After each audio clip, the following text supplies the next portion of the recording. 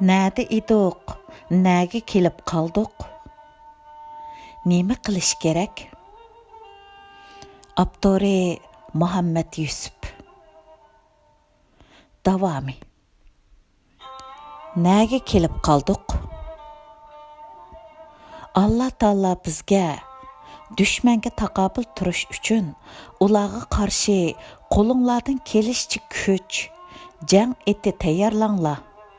Bunun bilan Allah'ның düşmanini, o'zinglarning düşmanini va ulardan boshqa düşmanlarni qo'rqitisizlar deb buyurgan. Oyatdagi düşmanlarni qo'rqitisizlar deganning ma'nosi sizlar kuchlik, qudratli bo'lsanglar, sizlarga xiris qilmoqchi bo'lganlar va sizlarni bo'zaq qilmoqchi bo'lganlar sizlardan ayminib, sizlardan qo'rqib, sizlarga cheqilolmaydi deganlikdir. Payg'ambarimiz va islomning oltin davrlarida yashagan musulmonlar Allah Taoloning bu ko'rsatmasining ma'nosini obdan tushungan va to'liq amal qilgan. Ular shu zamonlarning eng qudratli, kuchli qurollari bilan qurollangan. Shunga ular 3 qit'ada islom bayrog'ini lapildatgan. Hozirgi zamonda kuch faqatla fan texnika bilan bo'ladi. Fan texnika ilm-fanni o'qish bilanla qo'lga keltirgil bo'ladi. Oyatdagi kuch degan so'z har qanday moddiy va ma'naviy kuchlarni ifodalagan bo'lib, qurol kuchi, ilm kuchi qatorliq har qanday kuchni o'z ichiga oladi. Afsuski, biz musulmonlar 16-asrdan keyin tarki dunyolik targ'ibotga berilib ketib, ilmni, diniy ilm va fanniy ilm yoki oxiratlik ilm yoki dunyolik ilm deb ayirib olgan. Ilmiy kalom, falsafa degandek oyga chiqmaydigan ilmlarga cho'kib ketib, fan texnika o'rganishni butunlay qo'ldan bergandan keyin bizning ahvolimiz oyatda ko'rsatilgan qo'rqitishdan qo'rqishga o'zgarib qoldi. Biz dushmandan qo'rqib, mushu holga kelib qoldik.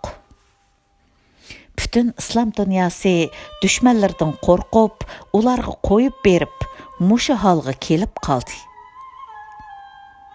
İslam dini o'zining to'g'ri aqidasi va ilg'or shariati bilan hayotlikning butun sohalarini o'z ichiga olgan. Hokimiyat tuzumi haqiqiy demokratiyaning javharini tashkil qilgan. İnsanlarning mayli ular musulmon bo'lsin yoki boshqa dinlarga e'tiqod qilsin, hammasining baxtlik va vafodorlik ichida umr surishiga kapolat qilgan, taraqqiyotga, ilm-fanga qattiq tashabbus qiladigan, har tarafdan mukammal bir dindir. Yevropa xalqi mustabid cherkovlarning besimdorligidan qutulgandila, hayotlikning ta'mini tetiy olgan bo'lsa, musulmonlar islom dinining ro'yidan yiroqlashgan, siyosatni boshqalarga berib qo'yib, o'zlari tarki dunyolikni tanlab olgandan keyinla xoruzabulluq, ojizlik, ezilish, mustamlik qilinish, kuchliklarga beqinish, o'zlarining haq-huquqlaridan mahrum qilish, boshqalar sizib bergan andiz ichida harakat qilishga majbur bo'lish qatorliq baxtsizliklarga giribdor bo'ldi. Xristianlarning aksicha musulmonlarning beshiga kelgan musibatlar va xo'rliqlarning hammasi bu dinni hayotlik sohalarida to'liq joriy qildirolmaganlikdan. Ajdodlarning 3 qit'ada hokimiyat yurgizgan oltin davrlardagiga o'xshash tatbiq qilolmaganlikdan bo'lgan. 11-asrda yezilgan va biz shuncha cho'ng biladigan, Hatta ulamolar hamma ilmni o'z ichiga olgan mukammal kitob deb ta'riflab kelgan. İhya'u ulumuddin degan bir qancha tomliq qadimiy asarni o'qigan edim.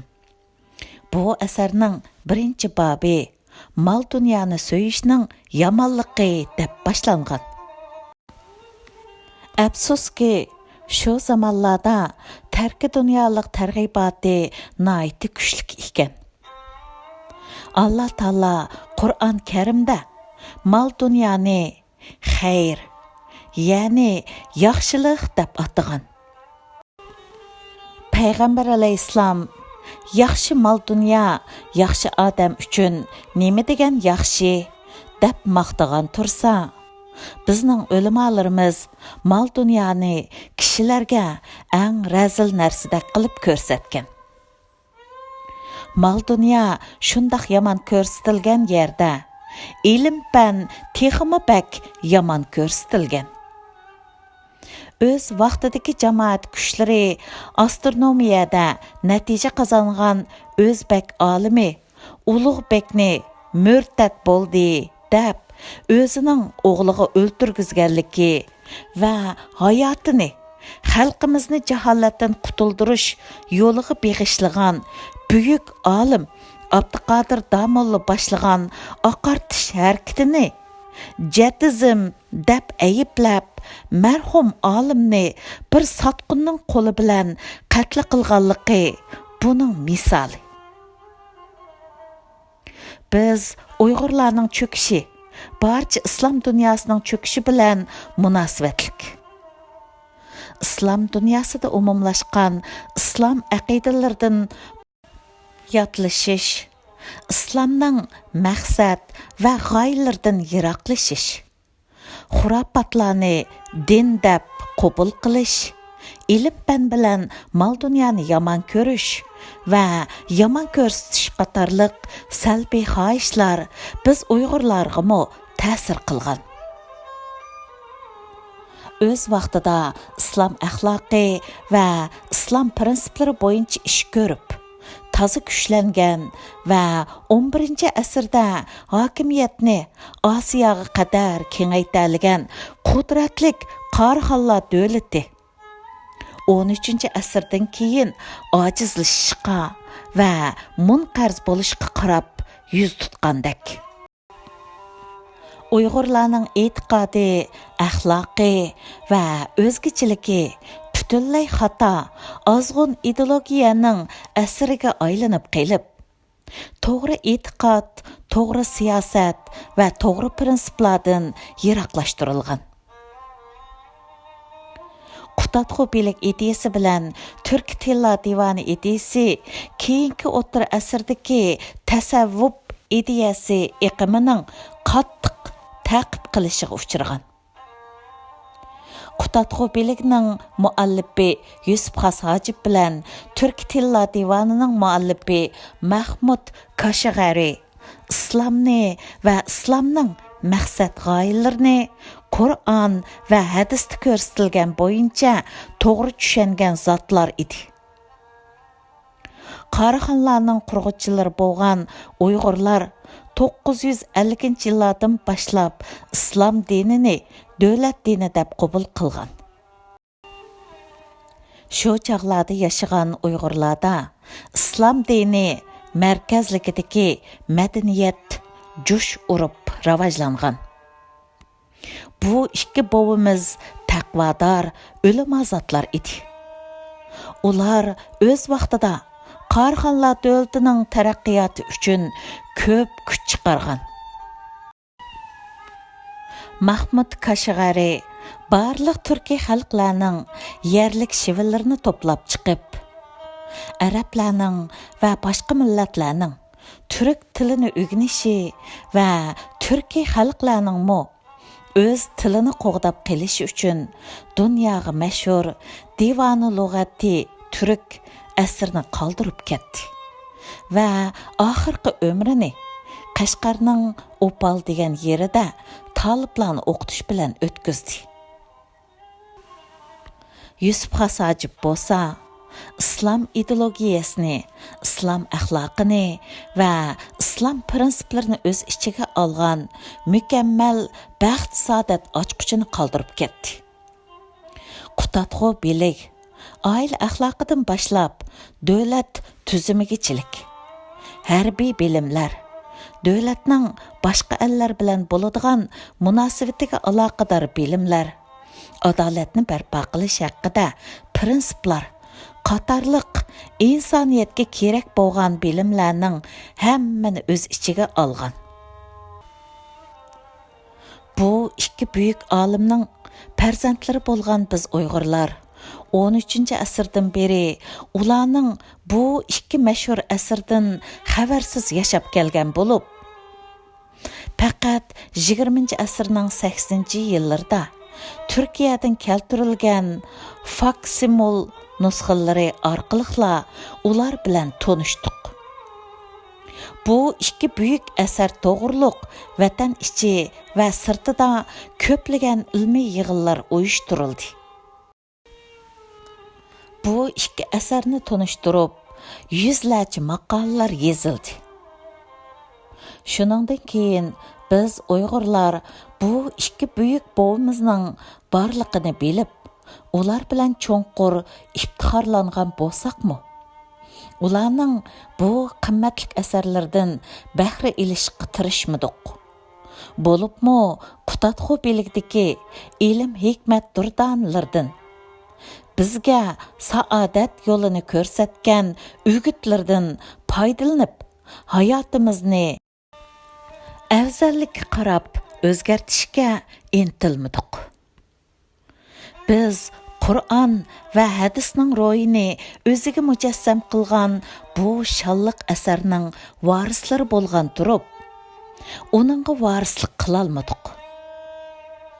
Aslida Qutatqu bilikdagi mazmunlarni boshlang'ich maktab darsligidan tortib, oliy maktab darsliklarigacha baldaq kirgizib, an'anaviy ta'lim-tarbiyaning muhim mazmuniga aylantirish davrimiz taqozo qilayotgan muhim zaruriyat edi. Bu ish hozirgacha qilinmadi. Endi buni chet ellardagi Uyg'ur maktab va madrasalarda qilishga tamoman bo'ladi. Qutatqu bilik tadqiqoti bilan shug'ullanib kelayotgan Uyg'ur olimlarining kuzatishicha, o'tgan asrning 80-yillardan boshlab Uyg'urlar bu qimmatli asar bilan tanishgan bo'lsa-mu, bu asarning hozirgi zamon Uyg'ur tilidagi nazmi nusxasini to'liq o'qib chiqqan odam umum Uyg'ur nufusining 0,01%-digimi yetmaydi ekan. Afsuski, biz bu qimmatli asar bilan faxrlanishni bilibdik, ammo uningdagi hikmatlardan bahra elishni bilmabdik. Bu bizdagi kitob o'qish nisbatining intayin tuvanligidan bo'lsa kerak. Biz islomni to'g'ri tushunib, islom bilan qudrat topgan va islom bo'yicha yashab, azizlikqa erishgan ajdodlarimizning yo'lidan chiqib ketgandan keyin bizdagi azizlik xorliqqa, mustaqillik beqindichilikqa, kuch-qudrat ojizlikqa aylanib qoldi. Barcha islom allari har xil shakldagi mustamliklarga uchirgandek, bizmo 2 asrdan ko'proq vaqtdan beri mustamlikada qoldik. Endi nima qilish kerak? Birinchi, oldi bilan o'zimizning aqidasini, axloqini, islomiy tasavvurimizni isloh qilishimiz kerak. Bu Qur'on va hadisga murojaat qilish va bu ikkisining ro'yi bo'yicha qad ko'tarishga qarab qadam besish bilan bo'ladi.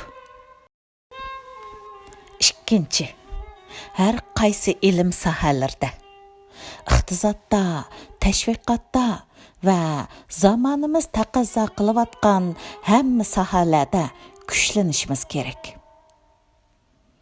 Chunki beshimizga kelgan kulfatlarning hammasi ojizligimiz sababdan kelgan. 3.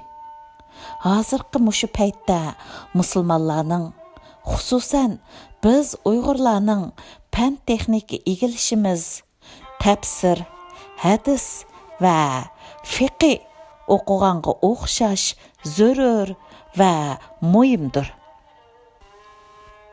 Şuna farzandlarimizni ham dinda, ham fanda o'qitishimiz lozim. 4. Biz ana vatandagi maktab uqumi bilan Turkiyadagi va boshqa islom ellardagi maktab uqumini ayirib olishimiz lozim. Ana vatanda maktab deyilgan hamon otizmchilarning idisini tashviq qiladigan o'rin esimizga keladi. Ammo Turkiyada va boshqa islom ellarda maktab ham fanni, ham diniy bilimlarni beradigan o'rindir. Shunga balalar diplom beradigan rasmiy maktablarda o'qishi lozim. Ilm bir qurol, diplom bir qurol. Hozir dunyoning hamma yerida mush ikki qurol bilan dinimizga, vatanimizga xizmat qilg'ili bo'ladi. Chunki ilm bo'lmasa zodi bo'lmaydi. Ilm bo'lib, diplom bo'lmasa yana bo'lmaydi. Chunki diplom bo'lmasa, shu ilmni o'rgatgili sahna hozirlig'i bo'lmaydi.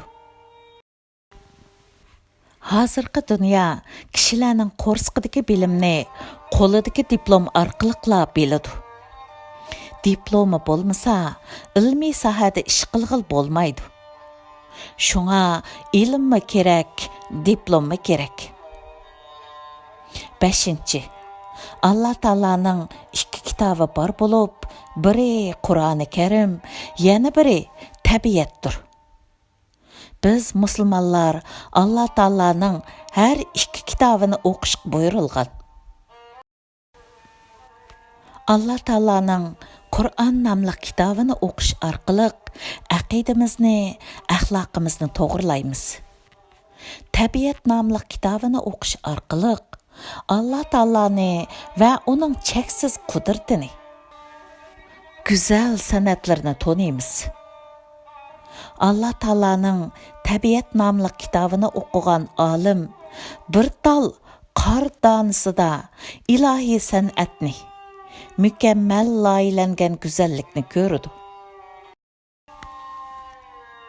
Shubhisizki, buning bilan Allohning mahoratini va hikmatlik ish qiladiganligini biladi. Ammo shaylarga yuzaki boqadigan olim qor donisini muzlagan suv deb ko'radi. Demak, fanni, ilmni yo'lida ishlasa, u Alloh taolani tanitadi. Angliyalik faylasuf Herbert Spencer mundaq degan: tabiiy fan ilmlari bilan shug'ullanish ibodatdir. Chunki tabiiy fan ilmlariga ichkirlab kirish, biz sirlarga yetib bo'lolmay, dardlanayotgan va asta-asta bilayotgan shaylarning esilligini e'tirof qilish, andın ularni yaratgan zotning cheksiz qudratini tonish demakdir. Bu og'zaki tasbih emas, amaliy tasbihdir. Bir tamchi suvni ko'rgan olim uning oksigen bilan hidrogendan ma'lum nisbatda tarkib topgan suv ekanligini, agar u o'zining shu normalligidan o'zgarib ketganda suv emas, boshqa narsaga aylanib qoladiganligini obdan biladi. Buningdan Alloh taolaning qudratini va hikmat bilan ish o'rinlashtiradiganligini tushunadi.